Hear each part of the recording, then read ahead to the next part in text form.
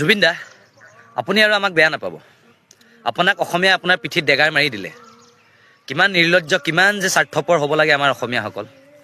যোনগৰাকী ভগৱান স্বৰূপ জুবিন গাৰ্গে নিজৰ গোটেই জীৱন অসমবাসীৰ কাৰণে ত্যাগ কৰি দিলে, আজি এই অসমবাসীয়ে জুবিনৰ ন্যায়ৰ স্বাৰ্থত কোনো ওলাই অহা নাই। কিমান স্বাৰ্থপৰ হ'ব পাৰে এনেবোৰ অসমীয়া। আজি মোৰ লাজ পাইছে এষাৰ কথা ক'বলৈ, আমি অসমীয়া। আৰু জুবিন দা, আপুনি আৰু ক্ষমা কৰিব, আপুনি অসমত জন্মগ্ৰহণ কৰিয়ে ভুল কৰিলে। কাৰণ কিয় কৈছোঁ, আজি আপোনাৰ ন্যায়ৰ হৈ কোনো ওলাই অহা নাই। এসময়ত বহুতে বৰ মাত মাতি আছিলে, বৰ justice for Zubeen Garg, justice for Zubeen Garg. আপোনাৰ মৃত্যুৰ দিনা বহুতে মায়াবিনী ৰাতিৰ বুকুত বুলি বহুত চকুপানী নেগৰাইছিল।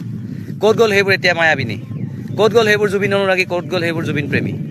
মোৰ আজি ক'বলৈ মোৰ দুখ লাগিছে এষাৰ কথা, যে জুবিন দা অসমত জন্মগ্ৰহণ কৰিছিলে। বৰ লাজৰ বিষয়।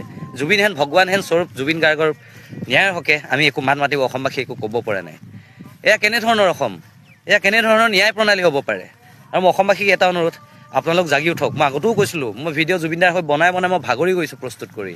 আপোনালোকৰ সময় আছে, জাগি উঠক, অতি সোনকালে জাগক আৰু জুবিন দাৰ হৈ অলপ কষ্ট কৰক, অলপ ওলাই আহক। কাৰণ কিয় কৈছোঁ, যোনগৰাকী জুবিনে আপোনাক বিহুৰ বতৰত আপোনাৰ বিহু গীত অৱদান দিছে, আপোনাৰ দুখৰ সময়ত আপোনাৰ দুখৰ গান অৱদান দিছে, আপোনাৰ বাগানীয়া গীত পৰ্যন্ত আপোনাক সুখৰ সময়ৰ গীত দিছে, আপোনাক টোপনি যোৱা সময়ৰ প্ৰকাৰলৈকে আপোনালোকক গীত অৱদান কৰিছে। সেইগৰাকী জুবিনক আজি আপোনালোকে পাহৰি গৈছে।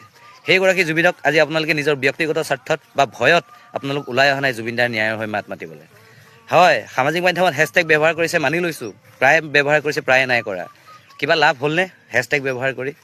গতিকে মই পুনৰ কৈছোঁ, ওলাই আহক, সময় থাকোঁতে ওলাই থাকক আৰু সময় থাকোঁতে ওলাই আহক। এতিয়াও সময় আছে, বৰ বেছি সময় যোৱা নাই। গ'ল, প্ৰায়ভাগখিনিয়ে সময় গ'ল। তথাপিও মই আপোনালোকক এটা অনুৰোধ কৰিছোঁ, আপোনালোক সলনি হওক, আপোনালোক জাগি উঠক। আপোনালোকে ব্যক্তিগত স্বাৰ্থটো এৰি আমি জুবিনদাৰ হৈ, আমাৰ ভগৱান স্বৰূপ জুবিনদাৰ হৈ আমি সকলোৱে আৰু এবাৰ পুনৰ মাত মাতোঁ। তেন্তে শেষত বৰ বেছি নকওঁ, কণ্ঠ মোৰ, প্ৰতিক্ৰিয়া আপোনাৰ, সিদ্ধান্তও আপোনাৰ। জয় আই অসম, জয় জুবিন দা।